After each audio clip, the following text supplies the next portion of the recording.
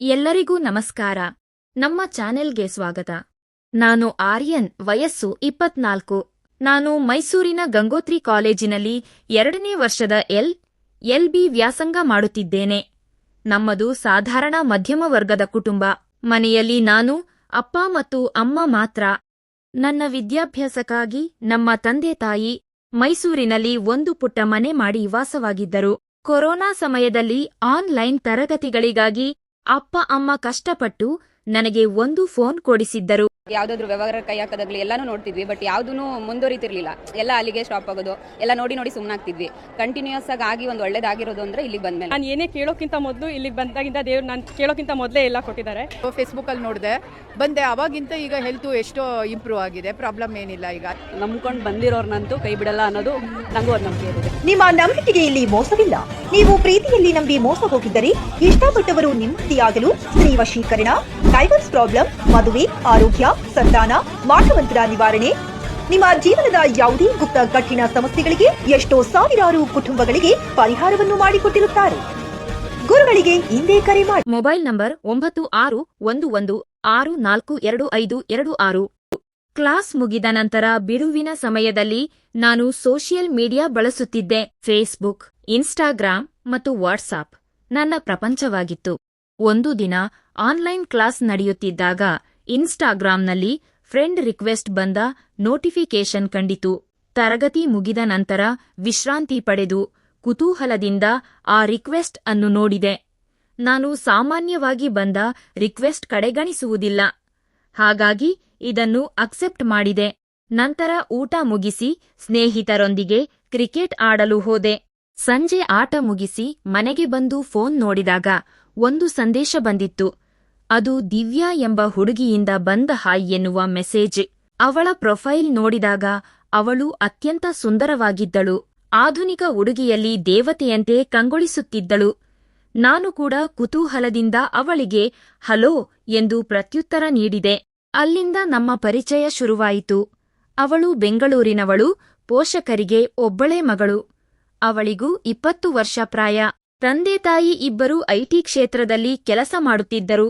ಚಿಕ್ಕಂದಿನಿಂದಲೂ ಅವಳಿಗೆ ಬೇಕಾದ ಸೌಲಭ್ಯಗಳೆಲ್ಲ ಸಿಕ್ಕಿದ್ದವು. ಆದರೆ ಅತಿ ಬ್ಯುಸಿಯಿದ್ದ ಪೋಷಕರಿಂದಾಗಿ ಅವಳು ಪ್ರೀತಿ ಮತ್ತು ಸಮಯಕ್ಕಾಗಿ ಹಂಬಲಿಸುತ್ತಿದ್ದಳು. ಲಾಕ್ಡೌನ್ ಕಾರಣ ಅವಳ ಪೋಷಕರು ಮನೆಯಲ್ಲೇ ಇದ್ದರು. ವರ್ಕ್ ಫ್ರಮ್ ಹೋಮ್ ಇರುವುದರಿಂದ ತಮ್ಮ ಕೆಲಸಗಳಲ್ಲಿ ಮಗ್ನರಾಗಿರುತ್ತಿದ್ದರು. ಮಾತನಾಡಲು ಒಡಹುಟ್ಟಿದವರಿಲ್ಲದೆ, ಹೊರಗೆ ಹೋಗಲು ಸ್ನೇಹಿತರಿಲ್ಲದೆ ದಿವ್ಯಾ ಒಂಟಿತನ ಅನುಭವಿಸುತ್ತಿದ್ದಳು. ಆ ಒಂಟಿತನವನ್ನು ಹೋಗಲಾಡಿಸಲು ಇನ್ಸ್ಟಾಗ್ರಾಂನಲ್ಲಿ ಹೊಸಬರೊಂದಿಗೆ ಚಾಟ್ ಮಾಡುತ್ತಾ ಕಾಲ ಕಳೆಯುತ್ತಿದ್ದಳು. ಆ ಸಂದರ್ಭದಲ್ಲೇ ಅವಳು ನನಗೆ ಪರಿಚಯವಾದದ್ದು.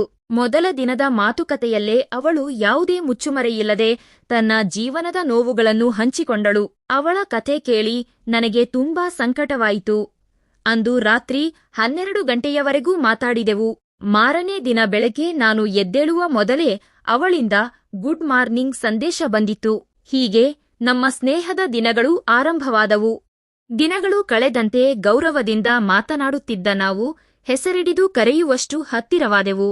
ಒಂದು ದಿನ ಮಾತಾಡದಿದ್ದರೆ ಇಬ್ಬರಿಗೂ ಸಮಾಧಾನವಿರುತ್ತಿರಲಿಲ್ಲ. ಅಷ್ಟರಲ್ಲೇ ನಮ್ಮ ನಂಬರ್ ವಿನಿಮಯವಾಯಿತು. ಫೋನ್ ಕಾಲ್ಗಳ ಮೂಲಕ ಮಾತುಕತೆ ಗಂಟೆಗಟ್ಟಲೆ ಮುಂದುವರಿಯಿತು. ಅವಳ ಸಣ್ಣಪುಟ್ಟ ವಿಚಾರಗಳನ್ನು ನನ್ನೊಂದಿಗೆ ಹಂಚಿಕೊಳ್ಳುತ್ತಿದ್ದಳು. ನನಗರಿವಿಲ್ಲದಂತೆ ಅವಳ ಮೇಲೆ ಪ್ರೀತಿ ಮೂಡಿತ್ತು. ಲಾಕ್ಡೌನ್ ಮುಗಿದು ಕಾಲೇಜು ಆರಂಭವಾದರೂ ನಮ್ಮ ಮೆಸೇಜ್ ಹಾವಳಿ ನಿಂತಿರಲಿಲ್ಲ. ಒಮ್ಮೆ ನಾನು ಅವಳನ್ನು ರೇಗಿಸಲು ನನಗೆ ಗರ್ಲ್ಫ್ರೆಂಡ್ ಇದ್ದಾಳೆ ಎಂದು ಸುಳ್ಳು ಹೇಳಿದೆ. ಅದನ್ನು ಕೇಳಿ ಅವಳಿಗೆ ತುಂಬಾ ಬೇಜಾರಾಯಿತು. ನಾನು ಅವಳನ್ನು ಮತ್ತಷ್ಟು ಕಾಡಿಸಲು ನನ್ನ ಕಾಲ್ಪನಿಕ ಗರ್ಲ್ಫ್ರೆಂಡ್ ಬಗ್ಗೆ ವಿವರಿಸಿದೆ. ಇದರಿಂದ ಕೋಪಗೊಂಡ ಅವಳು ಮಾತು ನಿಲ್ಲಿಸಿದಳು. ಕೊನೆಗೆ ರಾತ್ರಿ ಮಲಗುವ ಮುನ್ನ ನಾನು ಅವಳಿಗೆ ಸತ್ಯ ತಿಳಿಸಿದೆ. ನಿನಗೆ ಬೇಜಾರು ಮಾಡಲು ಹಾಗೆ ಹೇಳಿದೆ. ನೀನು ಜೊತೆಗಿರುವಾಗ ನನಗೆ ಬೇರೆ ಯಾರು ಬೇಕು ಎಂದೆ. ಆಗ ಅವಳು ಕೇಳಿದ ಪ್ರಶ್ನೆಗೆ ನಾನು ಬೆಚ್ಚಿಬಿದ್ದೆ. ನಾನೇ ನಿನ್ನ ಗರ್ಲ್ಫ್ರೆಂಡ್ ಆಗಲವಾ ಎಂದು ಕೇಳಿದಳು.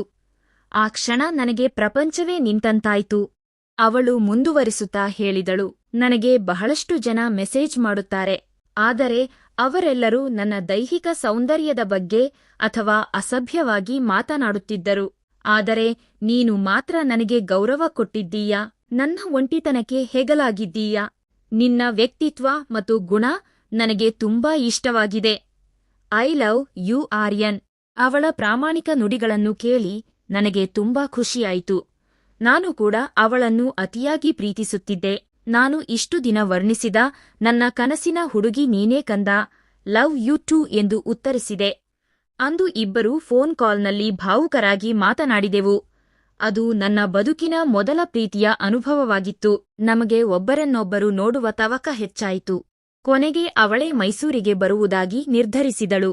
ಅವಳನ್ನು ಬರಮಾಡಿಕೊಳ್ಳಲು ನಾನು ರೈಲ್ವೆ ಸ್ಟೇಷನ್ಗೆ ಹೋದೆ. ಟ್ರೈನ್ ಬಂದಾಗ ಅವಳು ಸಾಂಪ್ರದಾಯಿಕ ಉಡುಗೆಯಲ್ಲಿ ದೇವತೆಯಂತೆ ಇಳಿದು ಬಂದಳು. ನನ್ನನ್ನು ಕಂಡ ಕೂಡಲೇ ಓಡಿಬಂದು ಪ್ರೀತಿಯಿಂದ ಅಪ್ಪಿಕೊಂಡಳು. ಆ ಕ್ಷಣ ಇಬ್ಬರ ಕಣ್ಣಲ್ಲೂ ಆನಂದ ಬಾಷ್ಪವಿತ್ತು. ನಂತರ ನಾವು ಮೈಸೂರು ಝೂಗೆ ಹೋದೆವು. ಅಲ್ಲಿ ಹಸಿರಿನ ಮಧ್ಯೆ ಕುಳಿತು ಮನಸಾರೆ ಮಾತನಾಡಿದೆವು. ಫೋಟೋಗಳನ್ನು ತೆಗೆಸಿಕೊಂಡೆವು. ಸಮಯ ಕಳೆದಿದ್ದೇ ತಿಳಿಯಲಿಲ್ಲ. ಸಂಜೆ ಅವಳನ್ನು ಸ್ಟೇಷನ್ಗೆ ಬಿಟ್ಟು ಬಂದಾಗ ಏನೋ ಒಂದು ರೀತಿಯ ವಿರಹ ವೇದನೆ ಕಾಡುತ್ತಿತ್ತು. ಅಲ್ಲಿಂದ ಮುಂದೆ 15 ದಿನಕ್ಕೊಮ್ಮೆ ಭೇಟಿಯಾಗುವುದು ನಮ್ಮ ಅಭ್ಯಾಸವಾಯಿತು. 2 ವರ್ಷಗಳು ಕಳೆದು ಹೋದವು. ಅವಳ ಪದವಿ ಮುಗಿದು ಕೆಲಸಕ್ಕೆ ಸೇರಿದಳು.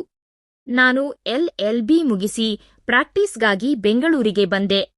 ಈಗ ನಾವಿಬ್ಬರೂ ಒಂದೇ ನಗರದಲ್ಲಿದ್ದೆವು. ಒಮ್ಮೆ ಪ್ರೈವಸಿಗಾಗಿ ನಾವು ಚಿಕ್ಕಮಗಳೂರಿನ ಸುಂದರ ರೆಸಾರ್ಟ್ಗೆ ಪ್ರವಾಸ ಹೋದೆವು. ಆ ಬೆಟ್ಟಗುಡ್ಡಗಳ ಮಧ್ಯೆ ತಂಪಾದ ವಾತಾವರಣದಲ್ಲಿ ಕಳೆದ ಕ್ಷಣಗಳು ಅವಿಸ್ಮರಣೀಯ. ಅಂದು ರಾತ್ರಿ ಡಿನ್ನರ್ ಮುಗಿಸಿ ಬಾಲ್ಕನಿಯಲ್ಲಿ ಕುಳಿತಿದ್ದಾಗ ಮನಸ್ಸುಗಳ ಮಿಲನವಾಯಿತು. 2 ವರ್ಷಗಳ ಪ್ರೀತಿಯಲ್ಲಿ ಅಂದು ಮೊದಲ ಬಾರಿಗೆ ನಾವು ಪರಸ್ಪರ ಹತ್ತಿರವಾದೆವು.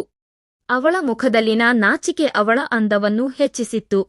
ನಾನು ಅವಳ ಕೈ ಹಿಡಿದು ಹತ್ತಿರಕ್ಕೆ ಕರೆದಾಗ ಅವಳು ಕಣ್ಣು ಮುಚ್ಚಿದಳು. ಮೊದಲ ಬಾರಿಗೆ ಅವಳ ಕೆನ್ನೆಗೆ ಮುತ್ತಿಕ್ಕಿದೆ. ಆ ರಾತ್ರಿ ನಮ್ಮಿಬ್ಬರ ಬದುಕಿನಲ್ಲಿ ಅತ್ಯಂತ ಮಧುರವಾದದ್ದು. ಪರಸ್ಪರರ ಸಾಮೀಪ್ಯದಲ್ಲಿ ನಾವು ಮೈಮರೆತೆವು. ಒಬ್ಬರನ್ನೊಬ್ಬರು ಅಪ್ಪಿ ಪ್ರೀತಿಯ ಸವಿಯನ್ನು ಸವಿದೆವು. ಆ ಏಕಾಂತದ ಕ್ಷಣಗಳು ನಮ್ಮ ಸಂಬಂಧವನ್ನು ಮತ್ತಷ್ಟು ಗಟ್ಟಿಗೊಳಿಸಿದವು. ಅಂದು ಅವಳು ಸಂಪೂರ್ಣವಾಗಿ ನನ್ನವಳಾದಳು. ನಮ್ಮ ನಡುವಿನ ಗೌರವ ಮತ್ತು ನಂಬಿಕೆ ಇನ್ನಷ್ಟು ಹೆಚ್ಚಾಯಿತು. ಅಲ್ಲಿಂದ ಮುಂದೆ ನಾವು ಭವಿಷ್ಯದ ಬಗ್ಗೆ ಗಂಭೀರವಾಗಿ ಯೋಚಿಸಿದೆವು. ಇಬ್ಬರೂ ಕೆಲಸದಲ್ಲಿ ನೆಲೆನಿಂತ ಮೇಲೆ ಪೋಷಕರನ್ನು ಒಪ್ಪಿಸಿ ಮದುವೆಯಾಗಲು ನಿರ್ಧರಿಸಿದೆವು. ಈಗ ನಾವಿಬ್ಬರೂ ಮದುವೆಯಾಗಿ ಸುಂದರವಾದ ಸಂಸಾರ ನಡೆಸುತ್ತಿದ್ದೇವೆ. ಇದು ಸೋಷಿಯಲ್ ಮೀಡಿಯಾದಲ್ಲಿ ಶುರುವಾಗಿ ಬದುಕಿನ ಕೊನೆಯವರೆಗೂ ಸಾಗುವ ನಮ್ಮ ಸುಂದರ ಪ್ರೇಮ ಕಥೆ. ನಮ್ಮ ಈ ಕಥೆ ನಿಮಗೆ ಇಷ್ಟವಾಗಿದ್ದರೆ ದಯವಿಟ್ಟು ಲೈಕ್ ಮಾಡಿ, ಶೇರ್ ಮಾಡಿ ಮತ್ತು ನಮ್ಮ ಚಾನೆಲ್ ಅನ್ನು ಸಬ್ಸ್ಕ್ರೈಬ್ ಮಾಡಿಕೊಳ್ಳಲು ಮರೆಯಬೇಡಿ. ಪ್ರೀತಿ ಎಂದಿಗೂ ಸುಂದರ, ಅದನ್ನು ಗೌರವಿಸಿ. ಧನ್ಯವಾದಗಳು.